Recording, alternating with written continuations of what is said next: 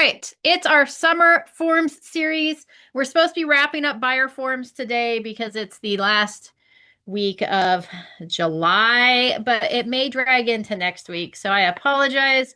But we'll dive into seller forms as soon as we finish up buyer forms, even if we have to dive into September with our form series. And I'm just waiting for the screen sharing to decide it's going to participate.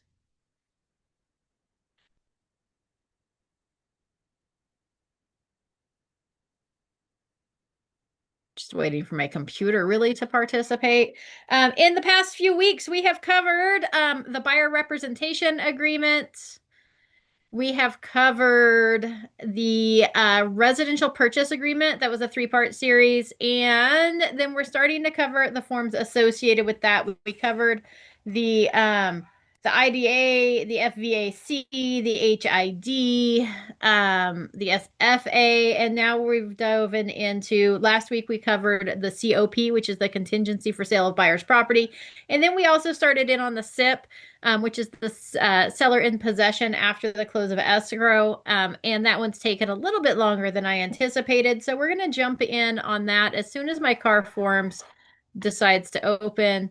We're going to jump in on that on section 4. So again, we'll be on the SIP, which is the seller in possession form, section 4. And I may need to stop share and reshare because it looks like it's still blank. Zoom's fabulous. In case you're looking for the recordings, we have moved, or we're in the process of moving platforms. So YouTube's been limiting us just a little bit on what we're allowed to release. I seem to violate their rules and standards just about every training because there's addresses and stuff involved, and that violates their rules and guidelines. Even if I use a fake address, I still get in trouble. So we've been transitioning over to Substack, which gives us a little bit more freedom. So if you're looking for things, you want to be kept up to date when the new videos are released, I highly recommend that you pop over to Substack, find me on there, and subscribe. Oh, so while you're all on, I promised you an answer to the question. So last week, well, technically a couple weeks ago, we had a question regarding the timelines on the SIP. And I don't know if somebody asked me this or if I just realized it as we were going over it. And the question was all of our time frames in our residential purchase agreement, when it talks about like days for inspection, days for close of escrow, all those days are calendar days. The only thing that isn't a calendar day is your deposit, which is 3 business days. So everything else is calendar days, which means that, if today we enter into contract today, finally, thank you for sharing forms. If we enter into contract today, today's day 0, and then Friday would be day 1, Saturday day 2, Sunday day 3, right, Monday day 4, and so on and so forth. We count every single day. The only thing that varies from that is our deposit, which is 3 business days. So if we entered it into contract today, today's day 0, Friday's day 1, Monday's day 2, Wednesday's day 3. So that's how all the time frames work in the residential purchase agreement. Everything else, well, if it rolls that way. So now if it lands on a weekend or a holiday, the performance day, not just the day, we count weekends and holidays, but if the performance day, that would be like the close of escrow or the contingency removal date, the notice to perform date, falls on a weekend or a holiday, it rolls to the next business day. So if I issued a 2-day notice to perform today, today's day 0, Friday's day 1, Saturday's day 2. Technically, by the end of Saturday, I should be able to cancel the contract, but because it fell on a weekend, it actually rolls to Monday. So they would have all day Monday to perform on that notice to perform before I could actually cancel the contract.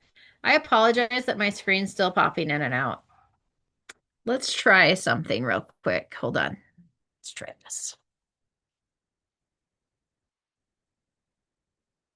Um, so that's how the time frames work. In the SIP, the seller in possession form. Okay, we have a seller in possession. It's an addendum to the contract. I called car forms or car legal services to ask them what their thoughts were on that and whether or not, hold on just a second. I'm just trying to find where my Zoom screen went. So I had you guys. Okay, so I called car forms. I actually stumped car forms. So there's nothing better than knowing that you've stumped car forms. Um, and they actually had to call me back and check with some people, and then it took them a couple days to get back to me. So the SIP, let's say we do a 7-day seller in possession after the close of escrow, right? We have 7 days. So let's say we close escrow today. Seller has 7 days. Let me see if my timing's right. That would be Friday, Saturday. That's not going to work. Let's say they were staying in for 3 days after the close of escrow. Today's day 0. Closed escrow today. Seller gets 3 days. That would be Friday, Saturday, Sunday. Per the SIP, they get 3 days. Let's say it's 6 p.m., which is the default. All right, there we go. Phew. All right, I can see you guys all now. Again, let's see if this works better on one screen. The sell per car legal. Now, I've never had this come into play before. Usually, if it's 3 days, everybody just makes an assumption that the seller's going to be out on Sunday at 6 p.m. But technically, per the contract, this is really important. Per the contract, the seller technically wouldn't have to be out until Monday. Okay. That it would fall under the same rules as the residential purchase agreement and all the attachments to that, that it would be a 3-day, but the day of performance falls on a weekend or a holiday, which would be the day they're supposed to deliver possession. Then it would roll to the next business day or holiday. Or day after the holiday. So if it falls on a weekend or a holiday, it rolls to the next business day. So if it fell on Sunday, it would roll to Monday. If it fell on Saturday, it would roll to Monday, meaning that the seller doesn't actually have to be out until Monday instead of Sunday. Okay. Super important. Is there a workaround for that? Yes, there's always a workaround for that. I'm finally getting the SIP open. It's only taking me 12 minutes to get back. Well, longer than that because I was working on it before. But there is a workaround. So you just want to make sure that if there's a potential that that SIP is going to fall on a weekend or a holiday, that we clarify that the delivery of possession is 7 days after the close of escrow, regardless of the day of the week that the day falls on. So that you would put here under other terms, which would be on item 10, other terms, conditions, or supplement. I'm going to have to work on the wording just a little bit, but you do want to put it in there. So if you're going to do days after the close of escrow versus a day of the week, okay, like a specific day, or if the specific day that you're putting on section 1 of the SIP is a weekend or a holiday, we want to add clarity at the bottom that sellers to deliver possession, even if the delivery of possession date falls on a weekend or a holiday, that they will deliver possession on the days specified. Okay, super important. Again, in 19 years of doing real estate, I've actually never had a seller not deliver possession on whatever the stipulated based on days or day of the week. But there is that potential. And so we want to make sure to protect ourselves. So that was the answer from Car Legal. They kind of stumped them a little bit as well. They had to kind of confer and make a decision. They checked with the car forms. I don't think anybody had ever asked them that before, nor had thought about that because they didn't know. So anyways, there's the answer to that question. Please make sure you add clarity. All right, we're going to move right along on our SIP form to section 4, which is utilities. Seller agrees to pay for all utilities and any related utility services and the following charges. So we already talked about the delivery of possession fee. So that falls under utilities. Usually seller's just going to continue to pay for those, except for blank, which shall be paid for by buyer. So if there's something that falls under the buyer, then we want to make sure to roll that into it. So just a heads up on that. That's section 4. Usually we don't have to fill anything in there. The only time you might fill something in is like maybe if it was an HOA and that was going to be in the buyer's name, or like some places like I know Winners is kind of a stickler on this as far as like rental properties, the water or whatnot being in the buyer's name as soon as they take possession of it. And sometimes it's hard to get it back in the seller's name. So there's some things like that that might cause a problem. So you just want to know and make sure you specify that here. So you'd be like water and sewer. 5 is entry.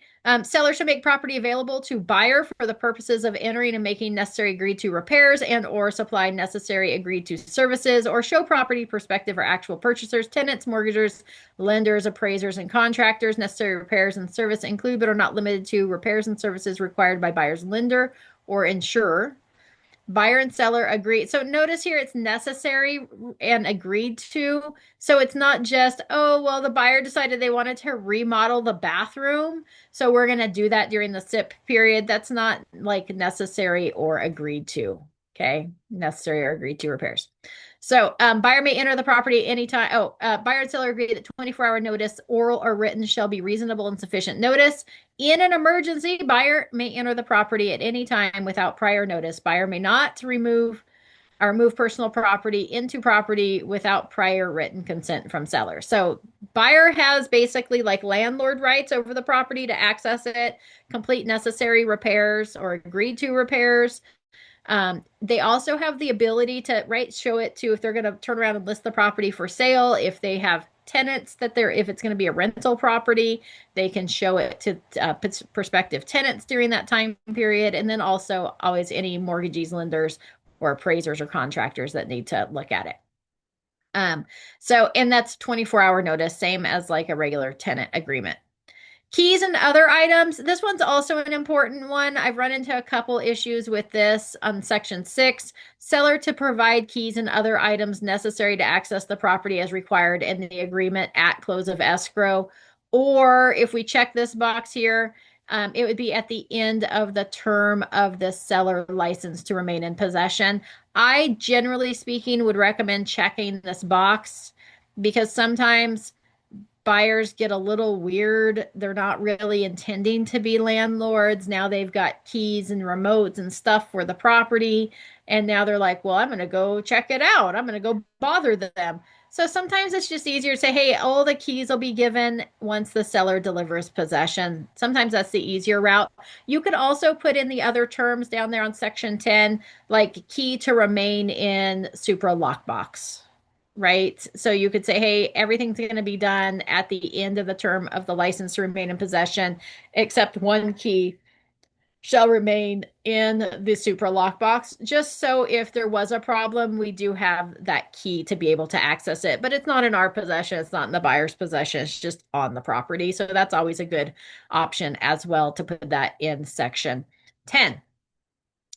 Other items included in the agreement shall be provided for at the end of the term of the seller license to remain in possession, right? So that would be things like the refrigerator, washer, dryer, like buyer's not going to take possession of those and move them out of the house prior to them taking possession of the house, or everything else happens at the time seller delivers possession. Assignment or subletting. Seller shall not assign or sublet all or any part of the property, or assign or transfer this license to remain in possession of the property. Any assignment, subletting, transfer of the property by voluntary act of the seller, by operation of law or otherwise, without buyer's prior written consent, shall give buyer right to terminate the seller's license to remain in possession. 8 is insurance. Seller's personal property, including vehicles, is not insured by the buyer, and if applicable, not by the owners association. That'd be like an HOA against loss, damage due to fire, theft, vandalism, rainwater, criminal, or negligent acts of others, or any other cause. Seller is advised to carry seller's own insurance to protect seller from such loss, and contact and to contact its own insurance carrier to discuss available options.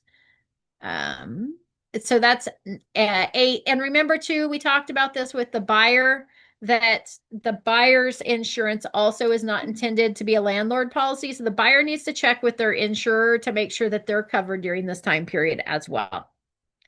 9 is a waiver. Any waiver or breach shall not be construed as a continuing waiver or subsequent breach. Okay. And then other terms and conditions supplements, just blank lines there. Again, that's a good place to put that delivery of possession to take place, even if date falls on a weekend or a holiday, just so there's added clarity there. Highly recommend it.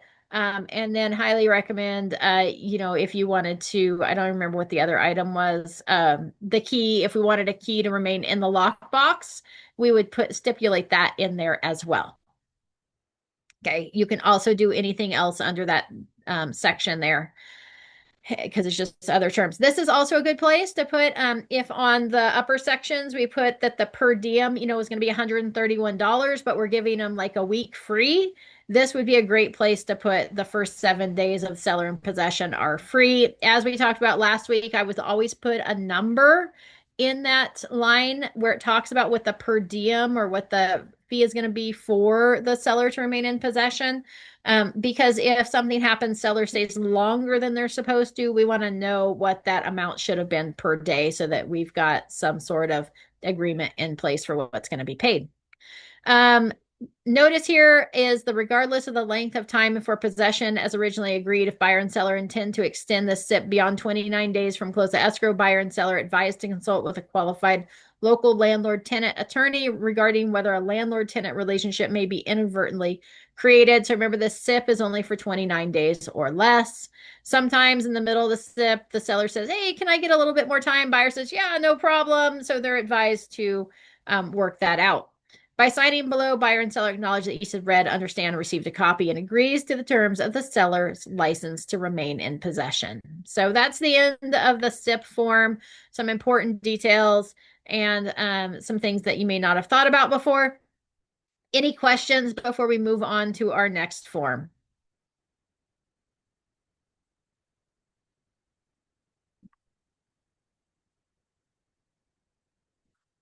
Sometimes it helps if you turn your keyboard on. Oh. All right, we're going to go into the lease after sale. I'm not going to go into this one in detail, but just remember that our SIP form here was 4 pages. Okay. 4 pages SIP form. Our residential lease after sale is much longer. It's 23 pages.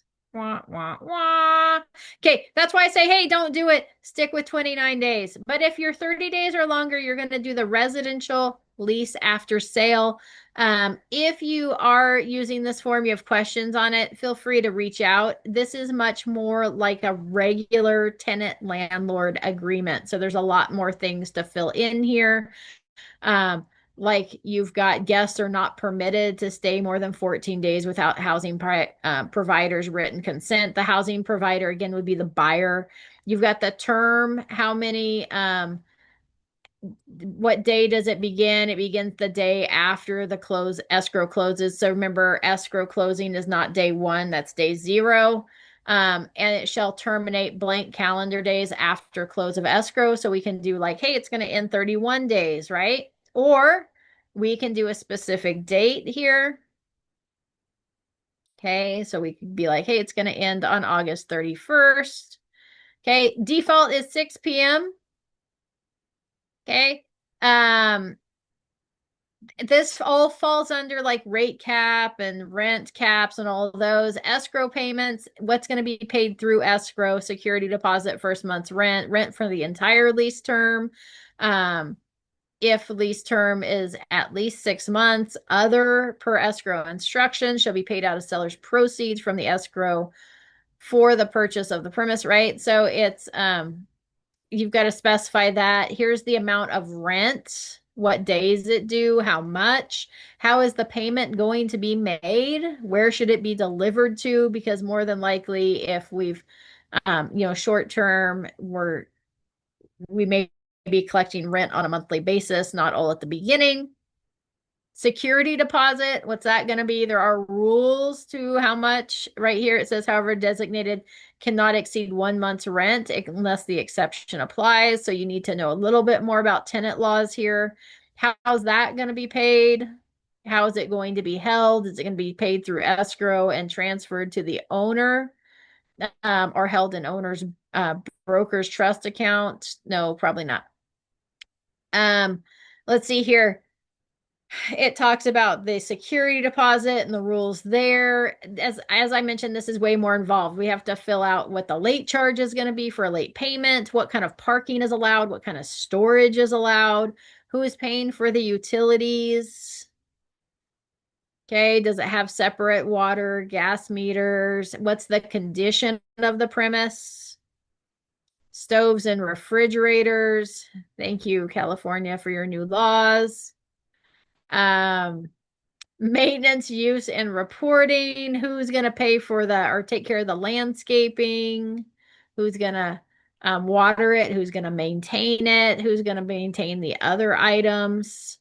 So you just have to be a lot more clear in this one. So this is why 29 days or less, highly recommend it.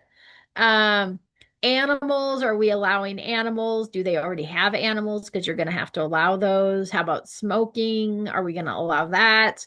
Rules and regulations, if there's like an HOA, have they already gotten a copy of it? Most of the time it's the seller, so the tenant has already been provided with a copy of the rules and regulations. They know what they are. Is it part of a condominium or planned unit development?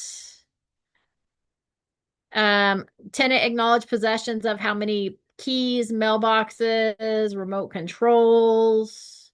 Has it been rekeyed? Has it not been rekeyed? I recommend we don't rekey it until the end, until they deliver possession. Let's see here. We've got entry. Are we going to leave a key safe lockbox? Then we have to check that box there, or is it being shown?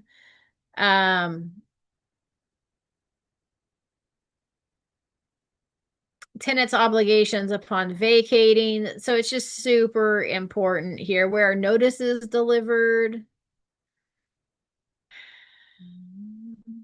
Other material facts. Who's the agency that's drawing up the contract? What other items are included? Just so you know, you've got the bed bug disclosure, the flood hazard disclosure, the rent cap and just cause addendum, the offer of tenant positive rental payment reporting. All those are automatically attached. Was there an interpreter?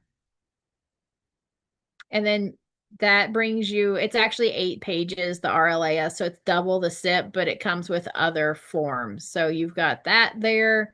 And then you've got your bed bug disclosure, information about bed bugs, bites, symptoms. You're supposed to report any suspected infestations. You've got your tenant flood hazard disclosure. Is the property located in a special flood hazard zone? Yes or no? You probably know that because there was already a NHD included. Here's your rent cap and just cause addendum that's required by the state of California. It's a couple of pages. Then you've got your fair housing and discrimination advisory. Just as real estate agents or as landlords, you can't violate the Fair Housing Act for any of the protected classes. And that one's a couple pages as well. And then you've got your offer of tenant positive rental payment reporting. Okay. So are you required to report it on their credit or not? And or do you follow under the exemption there? So you've got options there to fill out. That one's also 2 pages. Rental property owner advisory. This is a good one for someone who's thinking about being a landlord, this RPOA, just so you know, for anybody who's like, oh, I'm going to pick up an investment property. Maybe they haven't been one before. It's included in this one because, again, you're creating a landlord-tenant relationship. So this is good information.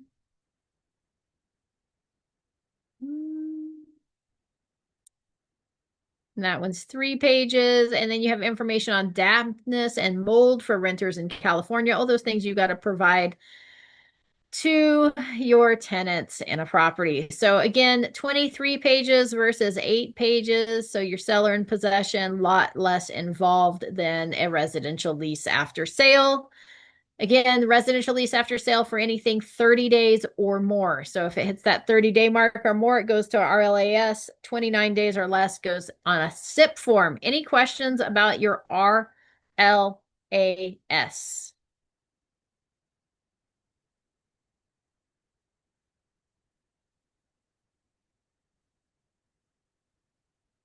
All right. We're going to hop over. There was a couple forms that I thought about, which is like your buyer interim occupancy agreement. And then there's also a storage agreement. So let's see if I can find that one.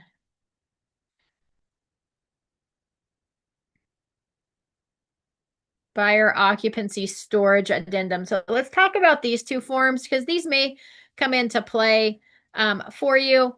As always, we are not experts in this area. So if we're going to use any of these forms, we may want to recommend that they talk with a qualified California real estate attorney before agreeing to this, whether you're doing the listing or whether it's a buyer.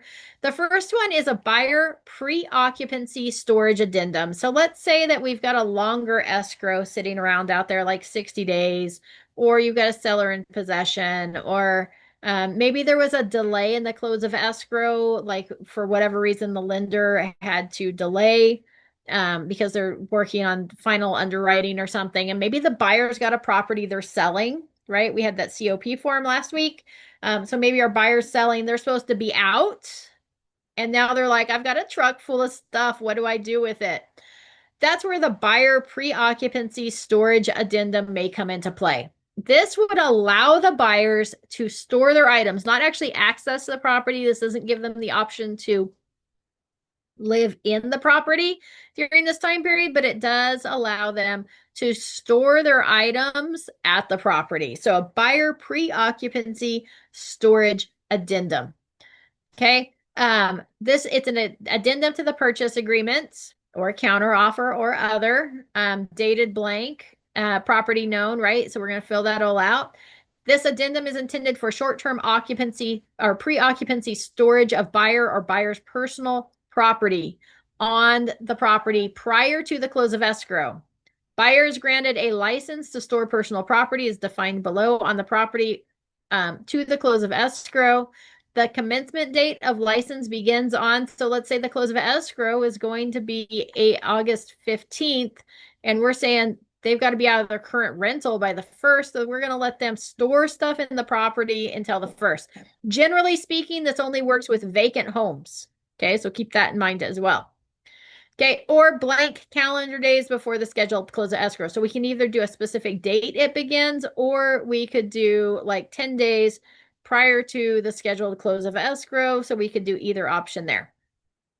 If no time is filled in, license begins on the date of the buyer and seller's mutual signing of the pre-occupancy storage agreement. So if we don't fill anything in here, buyers sign it, send it over to sellers sign it. Now it commences on that day.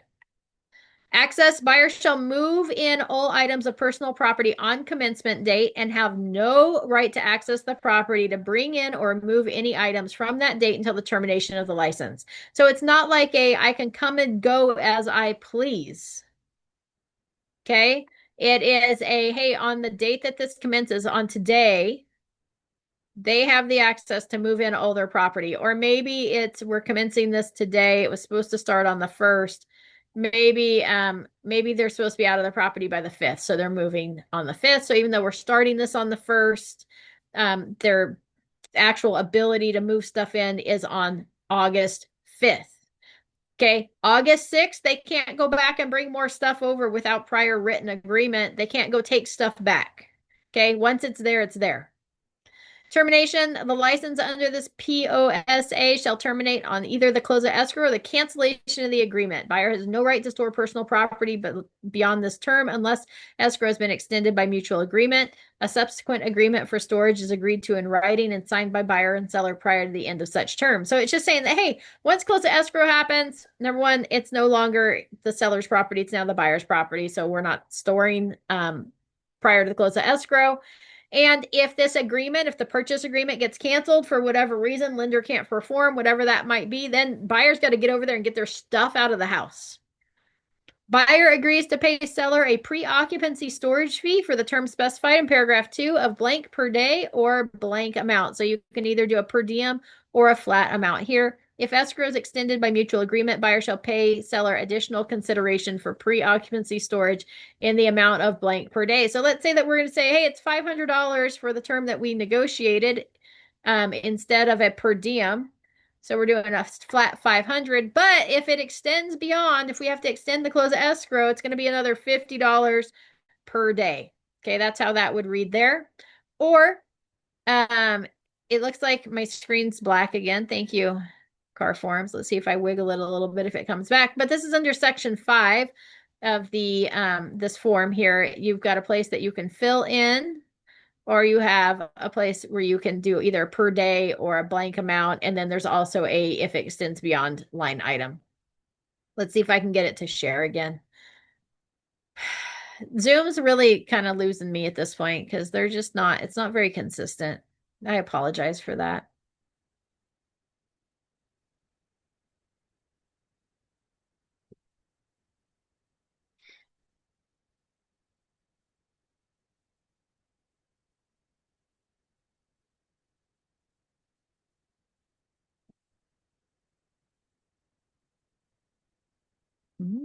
Still black. Rude.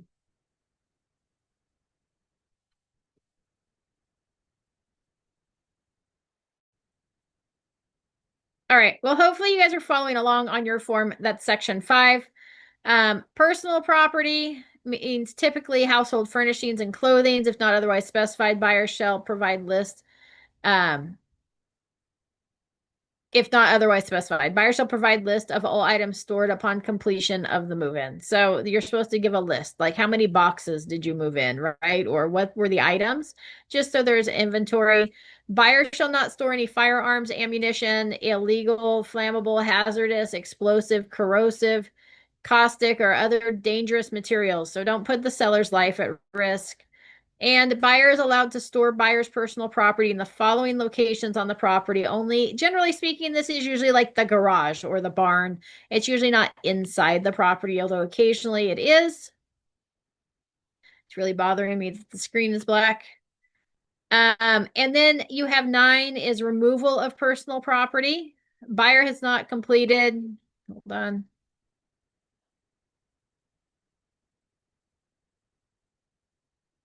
Let's try desktop 1.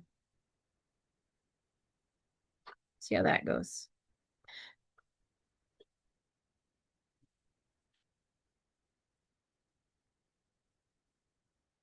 Nope. It's not participating in the process today. I'm going to mess with this week and see if I can figure out what's going on. Otherwise, I'm going to find a new service to host our meetings so that I can share my screen. Let's see, removal. If buyer has not completed the purchase of buyer's of property, buyer shall remove personal property within 3 calendar days of termination of this license. Buyer may be responsible for court-awarded damages if buyer does not remove personal property by the termination date without subsequent written agreement, which is why it's so important that we don't do this until maybe like all contingencies are removed. Like we know it's a done deal and we're just waiting for like something to happen. Maybe it's maybe like we're waiting to close escrow because the buyer's money hasn't officially transferred from like the retirement account or something. So we're just waiting on funds to hit so that we can close. So we want to make sure it's a pretty solidly done deal. Risk of loss, the storage of buyer's personal property personal property on the property shall not be deemed as buyer taking possession or title under the Uniform Vendor and Purchaser Risk Act. Except, and then 11 is damage and insurance, except as otherwise specified. Buyer's personal property, including vehicles, is not insured by seller and not, and if applicable, not by the homeowner's association against loss or damage. Each party is to carry their own insurance to protect their respective property from such loss. Buyers responsible for all damages incurred either at move in or move out or otherwise to the personal property, as well as any damage caused either at move in or move out or otherwise to seller's real or personal property. So buyers taking full responsibility for anything that happens to their property, and they should have renter's insurance to cover that their belongings that are now sitting in a house that doesn't belong to them. The waiver of any breach shall not be construed as a continuing waiver of the same or subsequent. And 13 is other terms or conditions. Then we have our black box here that you can't see on my sharing screen. Oh, maybe you can. Brokers do not recommend pre-occupancy storage. Brokers have advised buyer and seller to consult with qualified California real estate attorney to determine whether entering into such an addendum temporarily or permanently changes the nature of their status as a buyer and seller and the legal consequences and implications of pre-occupancy storage. If buyer and seller agree to pre-occupancy, they're doing so against the advice of brokers and at their own risk. It does happen. We do have this agreed to, but it's not ever necessarily our recommendation. There's so many things that could go wrong with it, which makes it a little bit nerve-wracking, especially again if it doesn't close.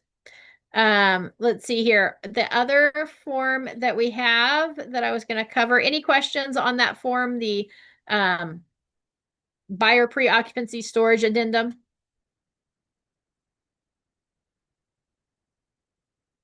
All right. Our next form is our buyer interim occupancy agreement. Okay, that's a IOA, interim occupancy agreement. This allows the buyer to take possession or move into the property before escrow closes. So the first form was just storage. We can just put some stuff there. The second one is and the first one may come into play. Maybe it's not all of buyer's stuff, but maybe let's say that the buyer got a really good deal at Labor Day on appliances and they paid cash for them. They didn't finance them because if they financed them, they may have just killed the deal. But let's say they paid cash for some appliances on the holiday sale and they say, hey, seller, we've got this great deal on appliances, but instead of moving them twice, can we just move them and store them in the garage until the close of escrow? And seller says, yes. So it could be something like that, that we're just storing a handful of things there, not maybe their whole residence, but that would be that interim occupancy storage or pre-occupancy storage agreement. The other one is our buyer in possession prior to the close of escrow, or IOA, the interim occupancy agreement. This is for intended for possession of 30 days, 30 or more days. Okay. Let's see if we have, where's our other form then? Where's our less than 30? Hold on. Let's see if we can find this.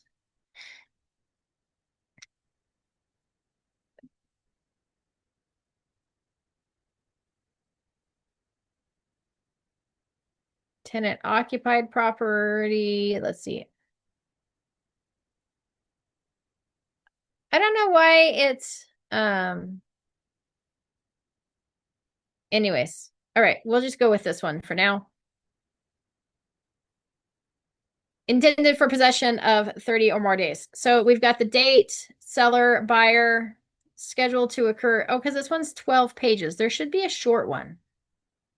And I don't know what it's called. That's going to bother me.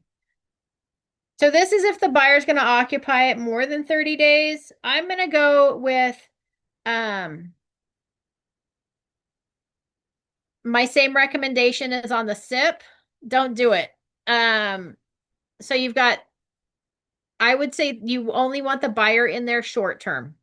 Unless it's already like a rental property and buyers moving in there and they're going to purchase it in like 6 months, then we might do a buyer interim occupancy agreement. But even then, I would probably do like a lease option instead. Let's see if it tells us what form should we use. Term, date, modified mutual cancellation. I'm just looking at section 2 real quick to see if it tells us what form we would use. Nope. All right. I'll have to do some research on that and get back to you on which one we're going to use for less than 30 days, which is what I would recommend. Because this one's long.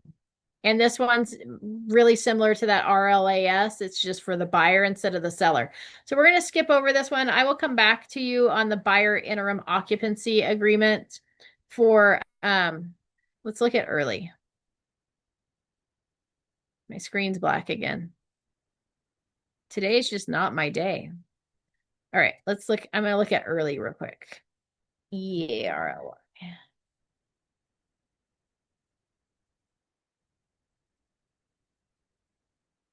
All right, here, I think I found it. I think it's the buyer early occupancy agreement or addendum. We're going to add that in and pull that up. And of course, my screen's not going to share it. So give me just a second here.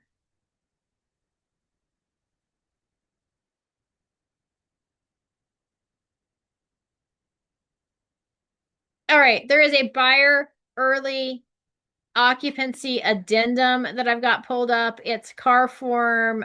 Let's see here. It's the BEO. It's the BEO form.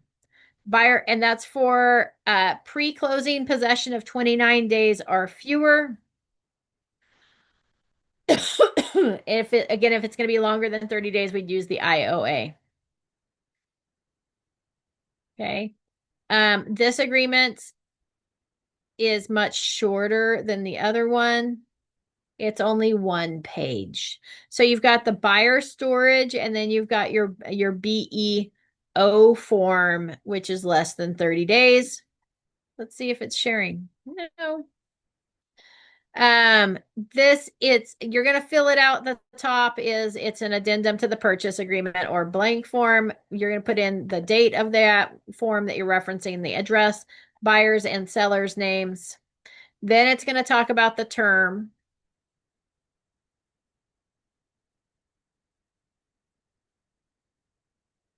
Hold on, I was stopping share to see if I could reshare and maybe it would be nice and show you the form.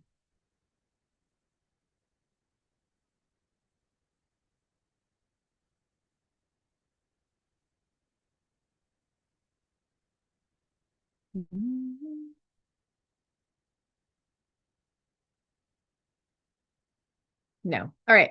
Section 1 is the term. So if you're looking for this in your car forms library, it's the BEO form. Section 1 is the term. Buyers granted a possession of the property beginning blank calendar days prior to the close of escrow or on a specific date. So you can fill in either option there. The buyer early occupancy addendum shall terminate on the close of escrow in the agreement. Buyer has no right to remain in possession beyond this term unless escrow has been extended by mutual agreement or a subsequent agreement for possession is agreed to in writing and signed by the buyer and seller prior to the end of such term. Buyer may be responsible for court-awarded damages if buyer remains beyond the termination date without subsequent written agreement. So that's section 1. 2 is consideration. Buyer agrees to pay seller an early possession fee for the term specified in paragraph 1 of blank per day or blank. So it's either a per day or you can fill in like a blank flat rate here.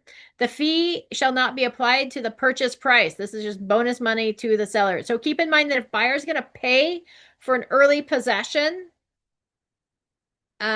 you do need to run it by the buyer's lender to make sure that they're okay with that, because if buyer's funds are close or something, it could cause issues. So always double check with the lender before you agree to either a fee for the storage or fee for early occupancy. Buyer shall pay this fee immediately upon entering into this BEO by directly paying seller, not escrow holder, via cashier's check is where it's defaulted. If you want it wired or electronic payment, this would be electronic payment, just so you know, would fall under like the Venmo or Zelle as well. So if they're paying that way, or you could specify that if they're going to do it via Venmo or something like that, put it there. Remember, we don't want to touch buyer's money.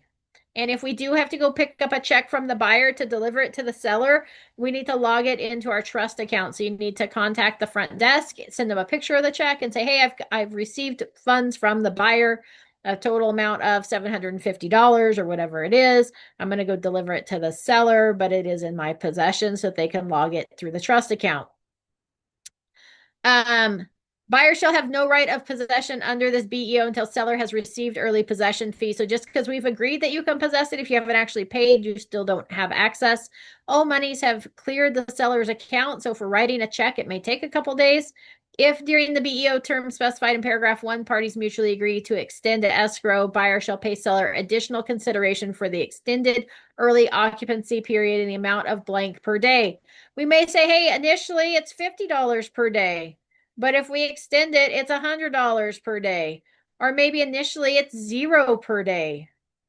But if we extend it, now you're paying me more. Okay. So we might say, hey, no cost in the other line. And then, hey, but if we extend it, then it's going to be a per day amount. Okay, B is if checked, buyer agrees to increase buyer's deposit by blank and immediately deposit such funds with escrow holder upon execution of this BEO. At close of escrow, the increased deposit will be applied towards the purchase price or buyer's pre-occupancy utility expense pursuant to paragraph 3 or blank. Parties shall execute a separate liquidated damage clause, CAR form DID at time entering into this, right? If the buyer's deposit's only 1%, we may be like, hey, buyer, we want more money in escrow up to 3% because we're allowing this early occupancy, and then do the DID form to make sure that counts towards the liquidated damage in case there's a disagreement and buyer doesn't close escrow. Also, keep in mind that I would never agree to this if the buyer hadn't removed all their contingencies already. Wah, wah, wah. Utilities, buyer agrees to pay for all utilities and services as well as the following charges. Seller will pay for the following blank. If a bill for the time buyer's in possession has been provided by seller to escrow prior to close of escrow, buyer shall deposit additional funds to be used to pay for that expense. Any expenses for utilities and services and other applicable charges for which buyer is responsible will not be paid through escrow and shall be handled outside of escrow between buyer and seller. So most of this is going to be handled outside of escrow because anytime we handle it through escrow, it messes up the closing statement and all of your closing documents, and there's like more disclosures and stuff that have to happen when we add items to our final closing statement. Entry, buyer shall make property available to seller for the purpose of entering to make necessary agreed to repairs or to supply necessary agreed to services. Buyer and seller agree that 24 hours notice, oral or written, shall be reasonable and sufficient. Notice in an emergency, seller may enter the property at any time without prior notice. Maintenance and alterations. Buyer shall maintain the property, including pool, spa, landscaping, and grounds, and all of seller's personal property included in the sale in substantially the same condition as on the date of this BEO, except as provided in the agreement. Buyer shall not make any alterations to the property without first obtaining seller's prior written consent. So just because you're occupying a property, buyer, that you're planning to buy, don't go in there and start painting or ripping out walls or doing anything crazy. You can't do that until it's actually yours. There's also no assigning or subletting any part of the property without seller's written agreement. That's 6. Insurance, except as specified, buyer's personal property and seller's personal and real property are not insured by the other party, and if applicable, not by homeowners association. Against loss damage, each party is to carry their own insurance to protect their respective property from such loss. Prior to taking occupancy, buyer shall obtain renter's insurance with liability coverage, naming the seller as additional insured. Seller should consult with existing insurance carrier or insurance broker to determine if the effect on the existing policy if buyer is permitted to occupy prior to close of escrow. Seller is advised not to let buyer commence early occupancy until seller has both received and reviewed a copy of buyer's insurance and consulted with seller's insurance advisor. Again, super important because we want to make sure that if the house burns down, it's covered. So seller's probably going to have to transition their coverage into a landlord policy instead of a homeowner's policy because the buyer's now occupying the property. So we want to make sure that's done. And then buyer, why do they have to do that? Buyer needs to have their personal possessions covered, but at the very least needs to have liability insurance. And what that does is, like, friend of buyers comes over, or people are helping buyer move in the house and they trip and fall on the property. Now, instead of suing the landlord, buyer's insurance is going to cover it because the landlord should be the seller. Buyer's insurance is going to cover it because they have liability. So that's how that works, is like when the buyer's occupying the property, if something happens, there's liability policy there. And we name the seller as additional insured to make sure that the seller can't be sued for somebody visiting the buyer. 8 is waiver or breach shall not be construed as a continuing waiver or subsequent breach. Other terms and conditions is 9. And then we have our special box here that we love, which is brokers do not recommend early occupancy. Broker has advised buyer and seller to consult with a qualified California real estate attorney to determine whether entering into such an addendum temporarily or permanently changes the nature of their status as buyer and seller and the legal consequences and implications of early occupancy. If buyer and seller agree to early occupancy, they're doing so against the advice of broker and at their own risk. I've negotiated both early occupancy and storage prior to the close of escrow. It has to be special circumstances. I have to be like 99.999% sure it's going to close the escrow before I would agree to it on either side, whether I'm the listing agent or the buyer's agent. I have had transactions. No, I haven't had transactions. I have seen transactions where buyers have moved in. Lender goes to verify something at the very end, like docs are signed. We're just waiting for funds to hit. We're waiting for the lender to fund, and something happens and the loan doesn't fund, and buyers have had to move out of the property. That's a mess. It's it's just a bad situation all the way around. So if we're not sure it's going to close, I would not recommend this option. I have seen it work though very successfully in certain situations. So this is always something that's a tool in your toolkit of something that you can utilize to help make that transition easier for buyer and seller. There's also like certain cases, like I had a property in Sacramento that was constantly getting broken into because of its location. And if the buyer wanted to occupy that property earlier, I would have said, yes, please keep the property safe. Like I would have jumped up and down if they had asked me that, because the property would have been more secure with somebody in it than nobody in it. I would have risked the chance that it didn't close just to have somebody in there. So any questions on this form?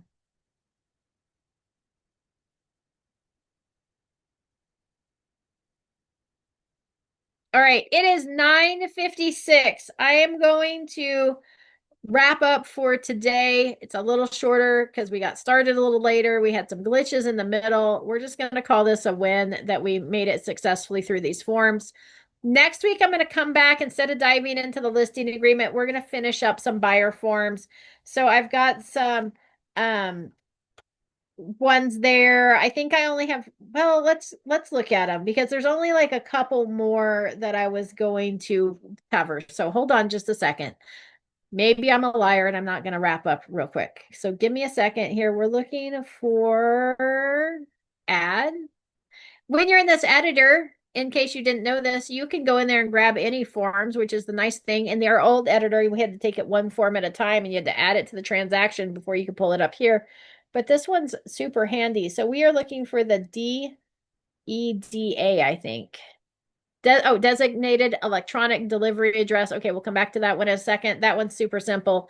And I think it's the SWPI.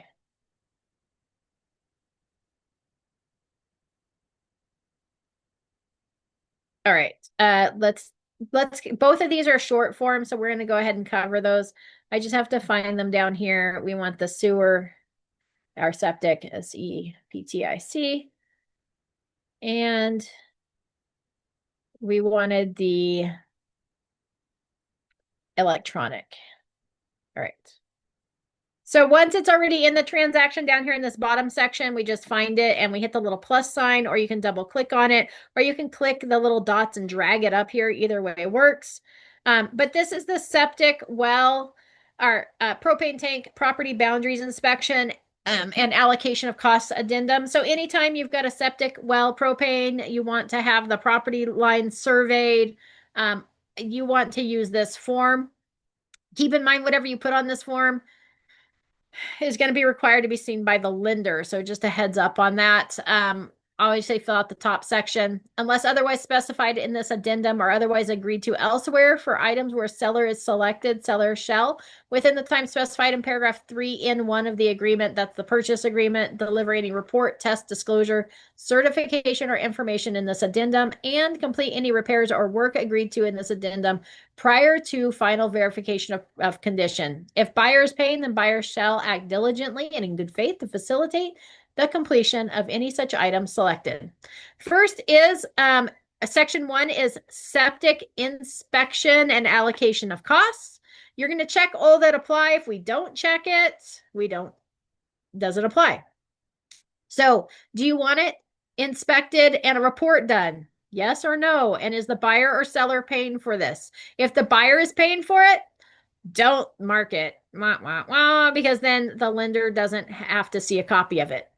Okay, if the seller's paying for it, generally speaking, on country properties or properties with a septic, generally speaking, the seller pays for the inspection as well as pumping down here on section E. That's usually paid for by the seller. And then, of course, any additional items would be done here as well. Okay, this would be like, do they know where the location is? Does it have to be excavated, or does access need to be provided? So most septic tanks in Solano County or the greater area, most of them have the risers, so they're really easy to see with the lids. It's usually not a problem. So we usually don't need like location, excavation, or even necessarily access. And if the seller's doing it, we don't even have to worry about those. They can take care of that. Although we may want to mark that, hey, seller's going to locate it. But maybe we don't want an inspection and we just want it located. Like we moved into a property, we didn't know where the septic tank was actually located, so we had that box marked, right? Or access. So if the seller's paying for it, I would just say, hey, we want it all, and the seller's doing it all, even if you're pretty sure you know where it's at. Do you want certification or clearance? Those would be any of the reports or repairs done. You can check that, yeah, hey, we want that. Not all cities or counties require certification. Okay, and some that do require may not have the same requirements. Some may require submission of required forms or reports. Others may require nothing at all. But I can guarantee you, if we have these boxes checked and the lender sees this, the lender's going to require certification or clearance of that septic inspection, that they know it works. The other thing to note here is like location. Is it located in identifying the septic system or just the tank only? Most of the time it's kind of the tank only, although you do want to know, actually more importantly, is where the septic leach field is, because your buyers don't want to be driving across that or putting anything heavy on a leach field. Like you don't even really want to keep livestock on top of a leach field, because they'll pound the dirt down into those leach lines and make it less effective. It will actually cause it to fail. So just a couple things there. So you may want to know where that is. And if we don't check this box, that's, hey, we want to know where the whole thing is. And usually on a septic inspection, they'll identify where that is, and they'll kind of draw like a little map of where those components are. And then there's always the other line. So that's your septic. If in order to obtain certification or clearance, additional costs are needed to repair the septic system or to otherwise bring it into compliance with applicable law, further written agreement regarding costs and liability is required. If the parties do not reach an agreement prior to removing the buyer investigation contingency or removing the loan contingency or other, then either party may cancel the agreement. If further agreement is reached, then unless otherwise agreed, certification or clearance should be delivered prior to final verification. So just because we're checking certification here does not negotiate repairs. That's just saying that, hey, we want the septic inspected, we want it pumped, and assuming everything's great and handy, we want that certification or clearance. So they would provide that. But if there's work that has to be required to get that certification or clearance, we're going to negotiate that separately from this agreement. Okay, so that's what is being negotiated there. 2 is our well inspection and allocation of costs. Generally, so it's usually say the seller pumps their own poo, buyer tests the water. So that's why the seller usually takes care of that septic inspection. Well is usually done by the buyer, which means that I'm probably not going to check any boxes here because I don't care and I don't want the lender to have to get a copy of those reports.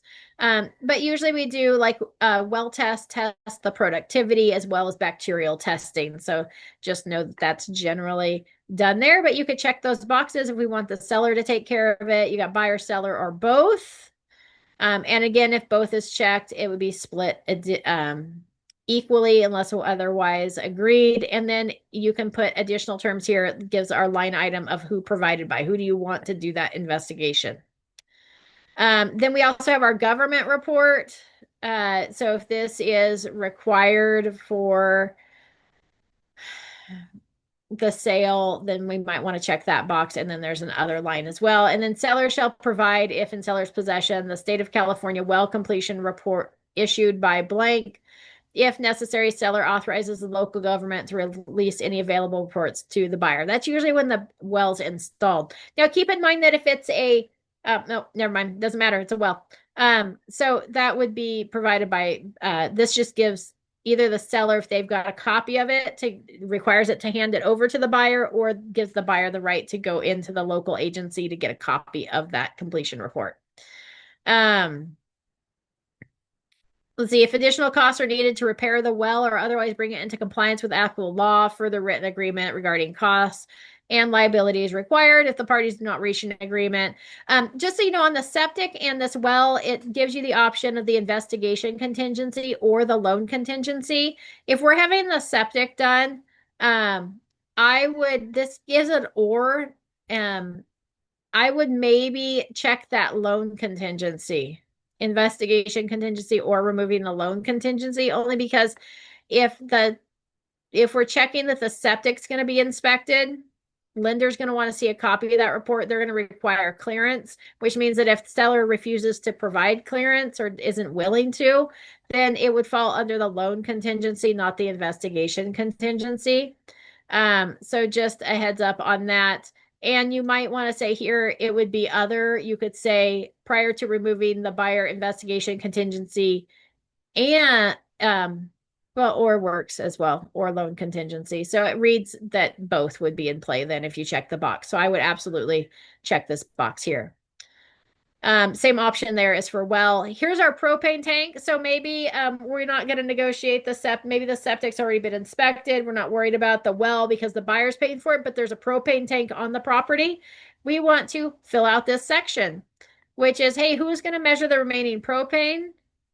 Any propane remaining in the tank shall convey as personal property to the buyer at no cost, right? We want it specified that that propane is going to convey. We may not even need to measure the propane if it's just going to convey to the buyer. But if the buyer is going to reimburse the seller, which is the second option here on B, for the cost of remaining propane, then we need somebody to measure the remaining propane. Okay. So there's that. And then property, monument, corners, and boundaries, check all that apply. This is if we're going to have a local surveyor can mark those. They're going to locate property monuments, identify property corners, locate property boundaries, or other survey service who is going to take care of that. That would be there as well. So you can use one of these items without using the other sections. So there's 4 sections here. You can use all 4, you can use 1, you can use 2, just whatever applies to what you want covered. And again, this is generally going to be what you want covered by the seller. Okay, buyer can choose to have any of these investigations without having it checked. And on that propane one, anytime there's a propane tank involved, we want to use this form. Even if we don't fill anything out, just stating that, hey, any remaining propane conveys as personal property to the buyer at no cost. Okay, and then you sign that one. Any questions on the septic well, propane tank, and property boundaries, inspection, and allocation of costs addendum? That's the SWPI-C. All right, we're going to move on to our last form. This is going to wrap up our buyer form, so we will start our seller forms next week. This is our designated electronic delivery address amendment. This applies to the purchase agreement. So in the purchase agreement on the last page, hold on, we're going to go RPA. Oh, purchase. They need to fix that where it pulls up the acronyms, but what do I know? All right, we're going to scroll down here on the purchase agreement. the last page of the purchase agreement. Oops, the other way. Hold on. It's catching up. It's probably going to flash out on your screen, so you're not going to see it anyways. On the last page, where the agents sign, it says, hey, here, what's your email? What's your phone number? And then it says, hey, the above email and phone number is going to be what's used for electronic delivery right here. Agent signatures, you put the brokerage firm, your name, the address, phone number, email, and it says designated electronic delivery address is the email above or blank. Okay, so you can put in a separate email, but it defaults to the email above. You can also go with this DEDA form, which is what we're covering. So this really isn't a buyer form, it's more an agent form, but it's important to make sure you know what's in it. So DEDA is if you attach it, then that brings us this designated electronic delivery address addendum. Okay, we're going to fill out the top section like every other form. Section 1 is buyer's agent's designated electronic delivery address. The address below, if completed, are intended to replace all designated electronic delivery addresses, if any, specified in the agreement or for buyer's authorized agent to be completed by the authorized agent identified. Here's where you'd fill out the email, text number, and any alternates. If checked on B, that's 1A. B, 1B is if checked, delivery shall be made to the alternated designated delivery address only. Okay, so if there's an alternate there. Now, this might be here we enter into contract. That wouldn't work. Never mind. All right, so there's where that would go.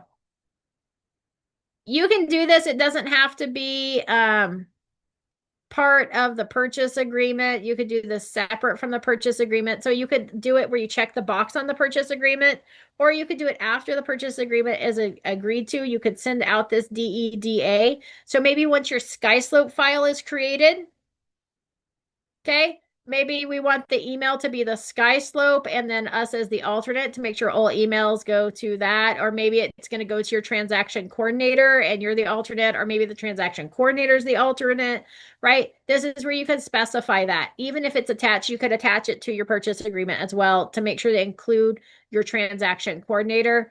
That way you make sure whoever's eyes are watching your email that they've got access to that and that everything's being sent directly to them. Because maybe your transaction coordinator is in front of their computer, 5 days a week, 40 hours a week, 8 hours a day, and they're going to be a more reliable source to see any counter offers or repair requests or something that comes across. So you want it to be them. Just throwing that out there. So the first one's buyers, second one's sellers, same options. Effective date of electronic delivery when sent, unless paragraph 4 is checked. Delivery to any designated electronic delivery address should be effective when sent, as per the agreement, even if the opt-out was selected previously. So that's 3. And then 4 is the opt-out. If checked, the act of sending in and of itself any notice or document to the designated electronic delivery address shall not constitute delivery. Delivery to any designated electronic delivery address above shall only be effective when in possession of the party or authorized agent. Okay. This isn't necessarily a bad thing to opt out. Just throwing that out there. Because now it actually has to be in possession, which means that somebody emailing it to you. So like 4 years ago, 5 years ago, something to be considered delivered, it had to be emailed. Let's say Christy was the buyer's agent. Listing agent would need to email that counter offer to Christy, and me, just the act of emailing it didn't count as delivered. Christy actually had to, oh no, it's going to leave. Cancel. Don't do it.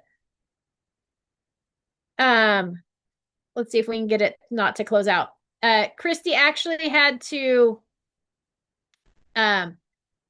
acknowledge receipt of the document. Say, yes, I have possession of it for it to be delivered. Okay, positives and negatives to everything. Now how it works is, hey, we've got this electronic delivery address. As soon as I can prove that I emailed that to Christy, it's considered delivered, whether she actually received it or not. So there was a lot of strategic actions that were involved with that, which is like if it was a Sunday night and I knew, or in the evening after 10 o'clock, and I knew somebody was sending me over an accepted offer, I may not check my email that night purposefully. So I didn't have it actually in my possession until the next day. So that Monday counted as day zero instead of Sunday night, 7 p.m. Okay, so that would be like if you opted out, you actually have to be in possession of it. Doesn't mean they have to physically deliver it to you, just means that you have to acknowledge that you've received the document. If we have electronic delivery, which is what's in the purchase contract, and somebody accepts the offer that you sent them at 10:30 at night on a Sunday, Sunday's now day zero. Okay. And then Monday becomes day one. So you've lost like a whole day in that. So there's some strategic thinking here to whether you're going to allow electronic delivery or opt out of electronic delivery. Totally up to you. Just throwing that out there as some options. But if you are going to opt out of it, you would use this form here. You would mention it in the RPA. You would check the box for the DEDA form to be included, and then you would opt out. Any questions about any of the forms we covered today?